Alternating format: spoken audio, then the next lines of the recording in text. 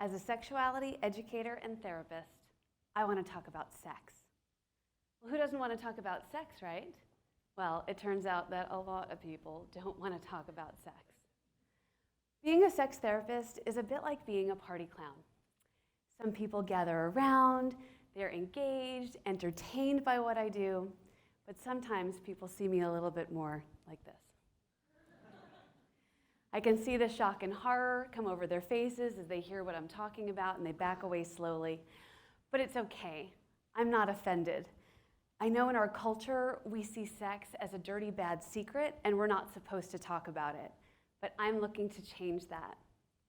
I think in some way I've always been in this field.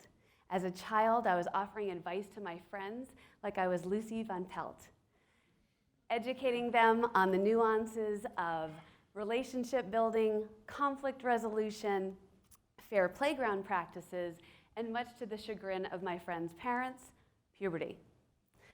I was the unofficial John H. Glenn Elementary School sexuality educator, armed with some really spectacular resources that I had scrounged up for myself, like my mom's anatomy and physiology textbook, 80s sex comedies like The Jerk, Stripes, and Animal House, my Judy Blume book collection, with a very well-worn and much-loved copy of Are You There, God? It's Me, Margaret. And this was my favorite part. Before the internet, you could turn over the box of maxi pads and you can send away for a pamphlet about your period, and it came with free samples. So I handed these things out like they were candy, and I forged ahead to learn as much as I could about my body and how it worked and why everybody else seemed to be so weird and hush-hush about all this sex stuff. I was like, you mean I can create an entire other human being with this thing? That is awesome and completely fascinating, right? So fast forward quite a bit. Early on in my career, I was working with adolescent girls in Department of Juvenile Justice and residential psychiatric treatment programs, inpatient programs for children.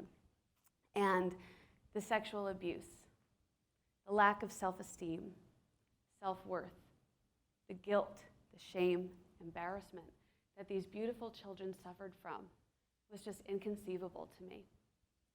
Not only were they unable to recognize the names of their own body parts, but they were unable to recognize a single thing that they liked about themselves. And I thought, these are issues that any of us can face at any point in our lives. And it was there and then that it became a real passion in my life to know more and do more. And it became my mission to help people see that talking about sex openly and honestly could not only be easy and fun, but ultimately empowering and life-changing. So why is it so darn hard to talk about sex? Well, it's a learned behavior and it's generational. So I've taught human sexuality in the rehabilitation and mental health counseling program here at USF for over 10 years, which I love to do. It's so cool because since it's grad school, I have a really varied and diverse group of students that I teach. They could be 21, fresh out of undergrad, or they could be 61 or 71, coming back to school wanting to change their path. So at the beginning of every semester, first day of class, I ask everybody, tell me how you got the talk, right? And it's amazing that about 90 to 95% of my students tell the same stories. It goes a little something like this. Maybe it was in school, 5th or 6th grade, girls on one side of the gym, boys on the other, where they made reference to and showed pictures of the uterus and fallopian tubes, and it just kind of looked like a ram's head with the horns and words that nobody understood, and we were all snickering about, and it looked like this, or maybe it looked a little bit like this. Maybe that's why I loved going here so much. Or maybe they got the talk like me, at home, with loving and well-meaning parents that just didn't have the tools or the comfort really that they needed in order to do that job. And so they tried, and they said, hey kid, if you ever have any questions about any of this stuff, you just let us know. However, the body language, the lack of eye contact, and the tone of voice was just screaming, please don't ever have any questions about this, ever. So, or, like so many of us, didn't really get the talk, but they were on their own with trial and error. So I found that different entire generations of students had the same exact experiences with sex ed. I thought, geez, we're not doing any better or getting any better at this. However, a difference that we do now see is where we may have caught a glimpse of a Playboy under a bed. Kids today now have the world of pornography at their fingertips, and that's where they're learning about sex. Most of my students, clients, colleagues, friends, family, everyone agrees that whatever version of the talk that they got certainly didn't suffice to help them maneuver through their adolescence in a healthy way or make good decisions for themselves or their bodies later on in life. So this is my greatest challenge, to defy antiquated, fear-based, ineffective approaches to sexuality education. So how do we do better? Well, first, we have to strive to eliminate the concept of the talk, right? Think about it. Is there any really important thing that parents talk to their kids just one time about? Put on your bike helmet. Get a good night's sleep. Work hard. Get good grades. Don't do drugs and alcohol. Don't smoke cigarettes. Put on your seatbelt. Throughout our kids' lives, parents are honing their messages and reiterating their viewpoints and value systems. We say things over and over to kids so that there's no room for misinterpretation or misunderstanding. However, when it comes to sex, we're mute or offer mixed messages. So kids know how we feel about a lot of things, but when they're here, will they know where you stand on sex?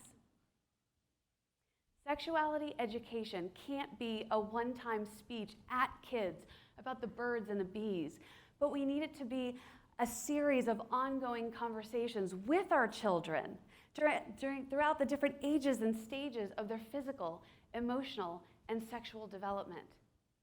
But our culture has a really hard time with this because of the strange dichotomy that we're all sexualized, sex is used everywhere to sell everything, and yet it's still slathered in stigma and taboo. Imagine this. From birth, you are taught that peanut butter and jelly sandwiches are poisonous. If you eat them, you'll get very sick. Throughout your life, you're told in many different ways that peanut butter and jelly is dirty and disgusting. You'll get a reputation if you eat peanut butter and jelly. People will judge you if you eat peanut butter and jelly. You're going to embarrass your family if you eat peanut butter and jelly. Pretty much, it can ruin everything. And then, on the happiest day of your life, you put on a big white dress or a snazzy tuxedo, and you meet the partner of your dreams at the end of that aisle, and then they hand you a peanut butter and jelly sandwich. No. It's okay now. This sandwich is the most beautiful and sacred thing that two people who love each other can ever share. Enjoy your sandwich. So here we are. We're all holding our sandwiches, not quite sure what to do with them. We may be embarrassed because we don't even know how we like our sandwiches, right? A little chunky or smooth. Do we like strawberry or grape? Crust on or off, right? Or we could be feeling guilty or ashamed because maybe we've been sneaking bites of that peanut butter and jelly through the years. Or even worse, we could have been force-fed at some point. The next thing you know, everyone is clumsily, shamefully eating their sandwiches, yet no one is talking about it. These negative attitudes and messages are everywhere. We have to do better and stop looking at sex as a dirty, bad word. But in order to make a big shift in our culture, we need to start small with ourselves because this is an inside job. But I know it's not easy.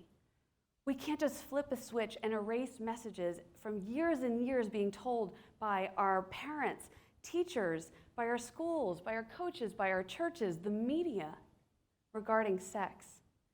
We can, however, challenge what we've been taught and take steps to undo the miseducation that most of us have experienced so we can redefine sexuality for ourselves. Speaking of miseducation, did you know that there are no set standards for sexuality education in our country? We do not mandate it because we're scared. We're terrified. We're afraid of what? That education equals permission. One of the greatest myths, misunderstandings, and outright errors in thinking about human sexuality is if we teach kids about sex, they're going to go run rampantly into the streets and have all of the sex. But I am here to tell you, and I am happy to report, that every bit of research in the field informs us that the exact opposite is true. That kids who have had adequate sexuality education and whose parents are open and willing to discuss sexual matters are more likely to wait to have sex. That means we have to talk early and talk often. When those parents ask me, Day, okay, I get it. So when do you want me to start talking to my kid about sex at home? I say, at birth. If it's a little too late for that, I say, today. When policymakers ask me, when should we start sex ed in school? My answer is in kindergarten. Now, I get a little pushback here, and I get it. Because if we have the sociocultural viewpoint that sex ed is a one-time thing, it's the talk, right?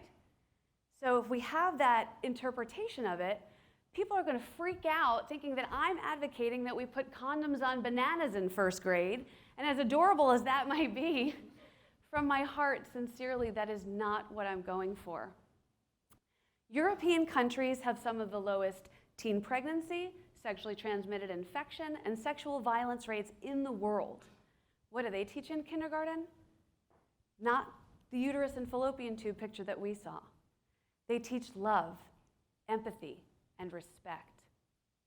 Agency over their own bodies, and saying yes or no to hugs from friends. They highlight feelings, kindness, and consent. And for goodness sakes, they teach proper names for their body parts. No woo-woos, no TTs or vajayjays. So pop quiz, are you guys ready? Are you ready for a pop quiz? Yes. Okay, boys have a penis and girls have a? Oh, dear. I'm so proud of you for trying. So the vagina is an internal structure. The penis is the external genitalia. So it would be boys have a penis and girls have a vulva. Everybody say it with me. Vulva. No, I said say it with me. Vulva, right? But it's not your fault that you didn't know that. It's faulty sex ed because of the weird and backwards way that we teach kids about their reproductive parts. Yet we don't do that with any other part of their bodies. Like, hey everybody, what's this? Oh, it's my ear, it's my earlobe. Fantastic. Right, we teach from the outside in, offering concepts that make sense and that are developmentally appropriate. Eventually, I'll talk to you about your tympanic membrane and your cochlea, but not just yet. And sexuality education should not be any different. How else do we get it wrong? Well, in areas of the United States that do actually provide sex ed in schools, can have a parental opt-out for health class, or they can children could be mandated to sign a contract which prohibits them from discussing the lessons outside of class. Can you imagine having an opt-out for something as crucial and as important as math or reading? Can you imagine telling Johnny or Sally, like, hey, it's really inappropriate for you to be talking about the periodic table, so psst. So even when we are providing sex ed, we are systematically, in not so subtle ways, telling kids that learning about your body and talking about it is wrong. How do you think those same kids are going to fare when it's time to ask a partner if they brought a condom or if they've been tested? Quality, comprehensive sexuality education not only helps us to reduce teen pregnancy and STI transmission, but sex ed is sexual violence prevention. When we can talk about the good stuff, like pleasure, procreation, and love for our full, whole selves, we'll finally be able to have meaningful and impactful dialogues about the hard stuff, like sexual harassment, victimization, and violence. If the Me Too movement, USA Gymnastics scandal, and the public health epidemic of childhood sexual abuse has taught us anything, it's when we shroud sex in secrecy and shame. It keeps victims silent, it keeps bystanders questioning themselves, and it keeps perpetrators free to continue to abuse. Increasing our communication about sexual matters, if we want to do that, we need to be approachable and be askable. Being askable means talking with our kids and our partners, and it means not being afraid. Our greatest barrier to being askable is our own fear or embarrassment that as grown-ups, we still don't have all the answers about sex. But we can break those barriers. We don't have to be perfect. It's okay to say, I don't know. Let's not be afraid to say, you know what, this is embarrassing or it's awkward for me, and maybe it is for you too, but it's important because you're important. So let's figure it out together. There are resources and support available so that we can all do our part in creating meaningful change. And if you need any help, don't hesitate to ask John H. Glenn Elementary's unofficial sexuality educator, now your friendly neighborhood sex therapist. Because it is my dream for all of us to give ourselves permission to develop a comfortable, confident, working vocabulary so that we can communicate openly about healthy, happy, wonderful sex. Thank you.